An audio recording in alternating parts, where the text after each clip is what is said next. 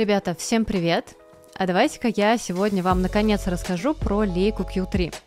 Кажется, в русскоязычном ютубе еще нет обзоров на эту камеру, и так как мне супер спонтанно посчастливилось купить себе кьюшку в конце лета, я буду рада поделиться своими какими-то мыслями, впечатлениями и постараюсь ответить на самый волнующий всех вопрос.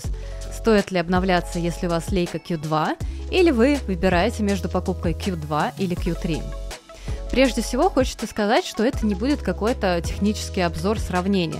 Мне не сильно интересно в каком-то лабораторном формате выяснять, какая камера лучше, и единственное, что волнует лично меня, это реальная работа с инструментом в повседневной жизни. Обычно этого достаточно, чтобы понять, что тебе нравится, что не нравится, и для этого совсем не обязательно ставить камеры лоб в лоб и разбираться, что там у какой лучше, а что хуже. Поэтому, когда я купила Q3, мне вообще не было интересно брать свою Q2 и делать какие-то тесты, сравнение снимков и так далее. Хотя в этом видео я добавлю несколько кадров сравнений. Я много снимаю, в особенности на серию Q, и это вообще моя такая повседневная камера, с которой я везде и всюду ухожу. Поэтому я в целом довольно быстро поняла, стоило ли обновление того или нет. Я также не буду рассказывать про какие-то технические характеристики камеры, которые вы легко сможете нагуглить. В целом, если вы интересуетесь этой новой Leica, то вы уже давно посмотрели и почитали, что же туда нового завезли. Я хочу скорее поделиться своими ощущениями. Я не техноблогер, а фотограф, поэтому если вам интересно послушать мои впечатления от камеры, то погнали. Изначально, когда Q3 только вышла, у меня не возникло импульса бежать и делать где-то предзаказ. Плюс это в целом было довольно проблематично сделать в нынешних условиях. Единственное, что меня заинтересовало из озвученных изменений, это расширенные возможности по видео. Например, можно писать 60 кадров в секунду в 4К. Есть 8К, которые я, к слову, еще не тестила. Плюс появился Leica Lock. Как я уже говорила, Qшка — это моя повседневная камера, и в Q2 мне, честно, всегда хотелось каких-то больших возможностей именно по видео, чтобы камера смогла полностью закрыть для меня все базовые задачи, будь то снять в нормальном качестве и с нормальной картинкой бэкстейдж, или видосы из путешествия. Еще очень не хватало следящего автофокуса в видео. По фото в Q2 меня все устраивало, включая фокусировку, которая больше всего всех и смущает. Так что самый мой главный интерес попробовать новую камеру заключался именно в видео. И поэтому, когда камера внезапно появилась в Санкт-Петербурге, и потому что у меня были деньги, я решила рискнуть, попробовать и просто получить собственное впечатление, а нужно ли мне такое обновление или нет. И я даже держала в уме такой вариант, что если в процессе эксплуатации я просто пойму, что глобального смысла обновляться не было, я всегда смогу камеру точно так же продать, тем более ее не так-то просто сейчас найти. Если говорить про внешний вид, то я, конечно же, большой фанат своей Leica Q2 Reporter. Но ждать Leica Q3 в этой версии пришлось бы долго, ну и я немного соскучилась по черному классическому дизайну. Все обсуждают экран, скажу и я. Я вообще не оценила вот этой идеи с экраном. Я могу понять, что это может быть удобно в горизонтальной стрит-фотографии или чтобы снимать что-то сверху или снизу, но за все время, что я купила камеру, я только один раз попробовала подвигать этот экран и все, просто забила на эту возможность и не пользуюсь ею.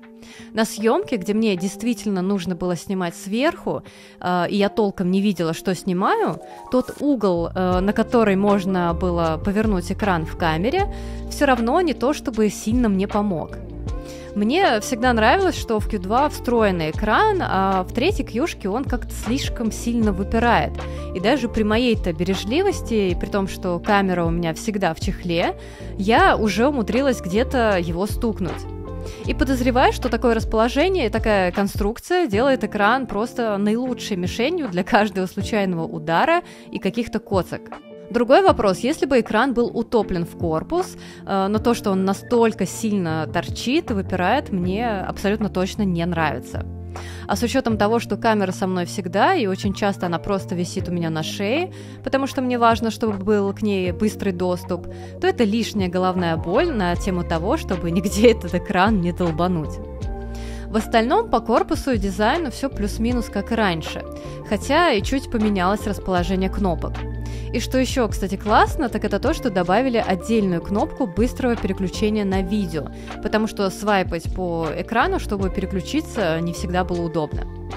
Когда я только взяла камеру в руки и сделала парочку тестовых снимков, я сразу же заметила очень крутой цвет. Мне он показался даже более насыщенным, чем на Q2. Но опять же, я не проводила тестов, и это чисто впечатления, которые могли быть вызваны эйфорией от новой камеры. Однако я снимала и снимаю на Кьюшку уже очень давно и чуть ли не каждый день, и мне кажется, что это не просто так мне бросилось в глаза. Хочу показать вам несколько кадров сравнения JPEG на Q2 и Q3 в одинаковых условиях и с одинаковыми настройками.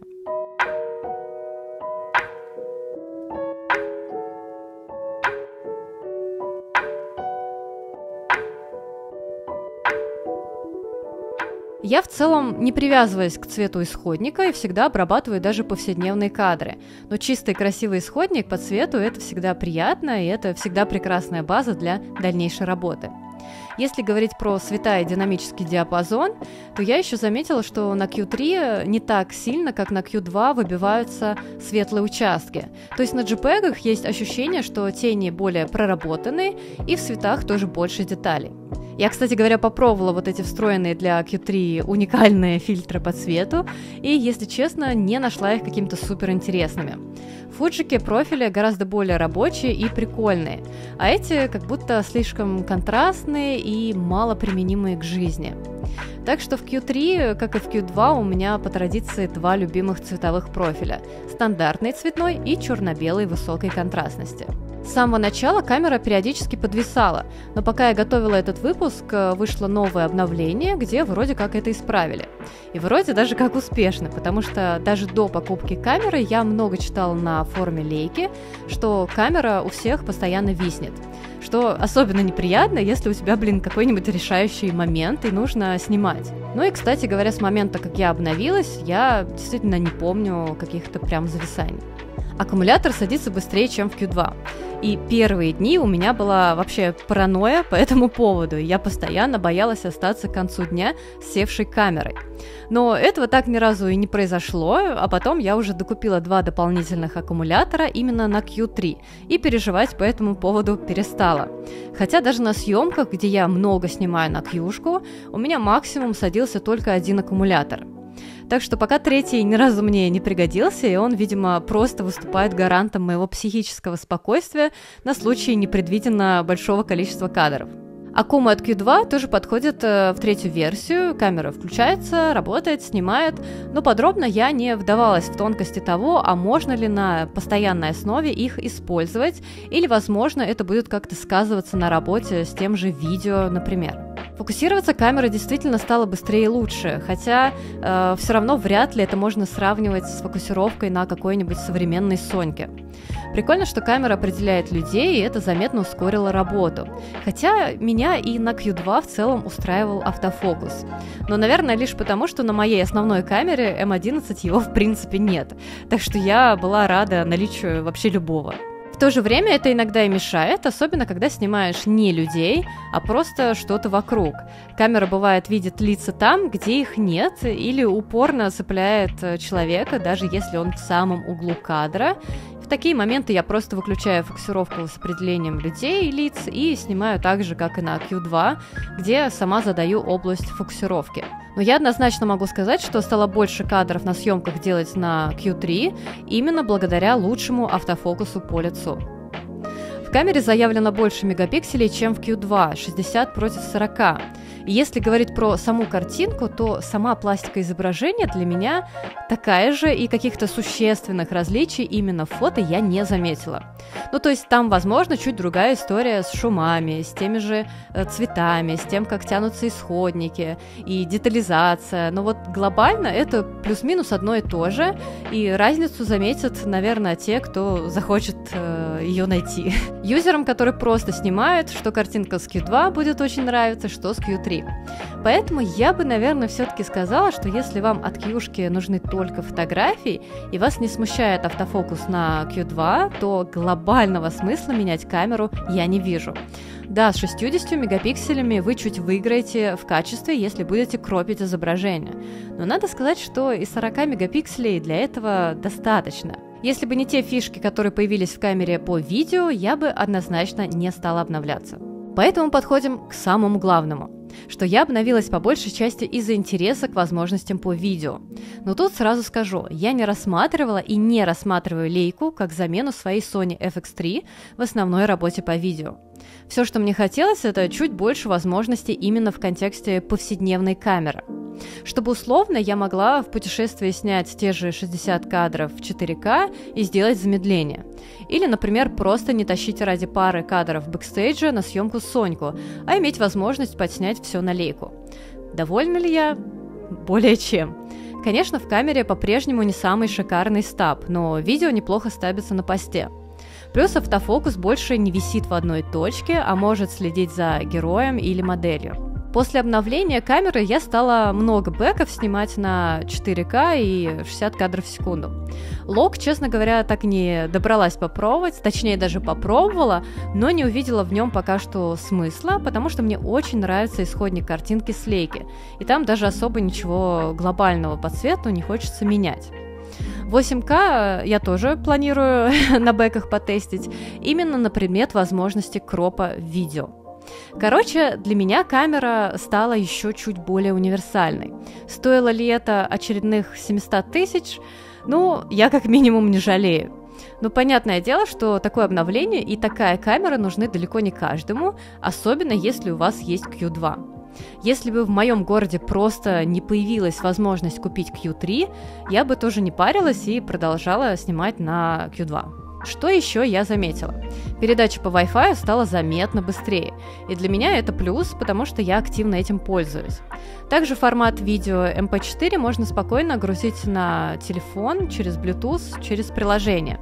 А вот с мовками не все так просто. Но я нашла один лайфхак. Само приложение, например, не дает скинуть MOV файл. Или, например, Slow Motion, который тоже пишется в формате MOV, например, 1920 на 1080 и 120 кадров в секунду. Но если вы в галерее снимков и видео в приложении очень быстро нажмете на кнопку «Загрузить», как только откроете свое видео, то оно сохранится на телефон. Не знаю, почему это работает и почему не сделать так, чтобы это работало нормально, если оно уже работает, но факт остается фактом. Замедленные слоу-моушены я скидываю именно таким образом. И не только слоу-моушены.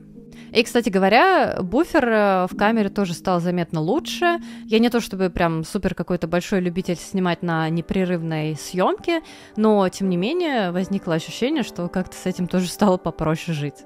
Больше всего я боялась за то, как камера будет вести себя в работе с искусственным светом, потому что в M11, например, с этим есть проблемки. Сам исходник выглядит нормально, но в процессе, когда ты снимаешь с красным или синим светом, то ты видишь иногда нечто ужасное именно по цвету и даже распределению яркостей в этих цветах.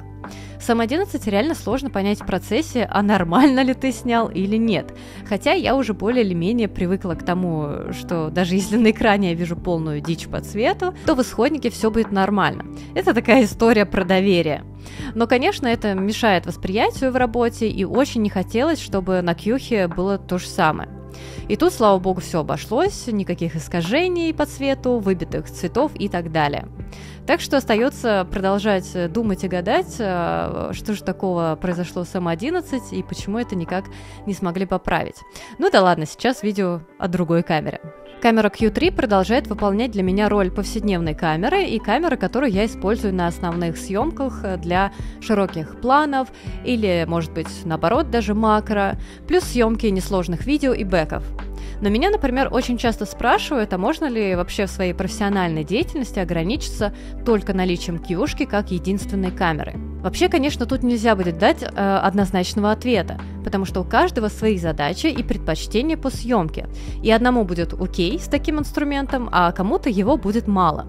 У меня периодически случаются съемки, когда я чуть ли не 80 или 90% материала снимаю именно на кьюшку. То есть в какой-то конкретной истории и съемке так складываются обстоятельства, что 28 мм очень хорошо вписывается в историю, и она при этом не теряет разнообразия, и я довольно активно пользуюсь кадрированием и даже макрорежимом. Да и в целом я действительно довольно много снимаю именно на кьюшку в своих съемках. Но чаще всего только одной этой камеры лично мне мало, и хочется и 35-ку нормальную использовать, и полтинник, что я, собственно, и делаю на системе M.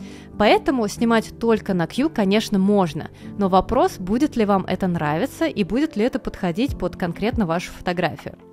Как минимум, я бы советовала в таком случае не брезгать кропом и таким образом пытаться разнообразить историю, потому что лично мне всегда не хватает какого-то визуального разнообразия, если все кадры сделаны плюс-минус одинаково. Давайте подведем итог. Самое главное, глобального смысла бежать менять Q2 на Q3 лично я не вижу. Разве что вы не ждали улучшений по автофокусу и прям вот совсем сильно не могли привыкнуть к тому, который был. Если вы просто выбираете себе кьюшку и есть возможность купить более новую модель, то это прекрасный вариант. Если возможности нет, то из Q2 вы будете чувствовать себя более чем отлично. У меня есть несколько знакомых фотографов, которые даже на первую Q до сих пор снимают. У меня в планах пока нет желания продать вторую кьюшку, я как минимум держу ее как запасную камеру, потому что кьюшкой я пользуюсь очень часто и вообще сейчас с трудом представляю свою жизнь без этой камеры. Надеюсь, что на самый главный вопрос я ответила, и в целом вам было интересно послушать про эту мою новую камеру. Так что увидимся в следующих выпусках, и надеюсь, что до скорых встреч. Пока-пока!